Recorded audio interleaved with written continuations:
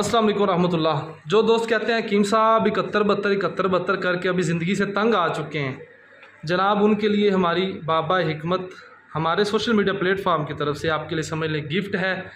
ये मजून 71 माशाल्लाह इसका बहुत अच्छा रिज़ल्ट है। हाफ़ टी स्पून सुबह यूज़ करनी, हाफ़ टी स्पून शाम को यूज़ करनी है। सारे फ़ायदे इसके ऊपर लिखे गए हैं, इंग्रेडिएंट्स के ऊपर लिखे गए हैं। थोड़ा बनाना डिफ़िकल्ट है, अगर कोई बना सकता है तो ये आप फार्मूला देख लें। मज़ीद मेरा नंबर नीचे दिया गया, अगर रब्ता भी कर सकते हैं, मैं आपको समझा दूँगा। और ये सारे इसके बेनिफिट्स हमने लिखे हैं। इसका साइड इफ़ेक्ट नहीं है और हर मिजाज में यूज़ कर सकते हैं। ठंडा मिजाज है, गर्म मिजाज है, क्योंकि ये फार्मूला मोतदिल है।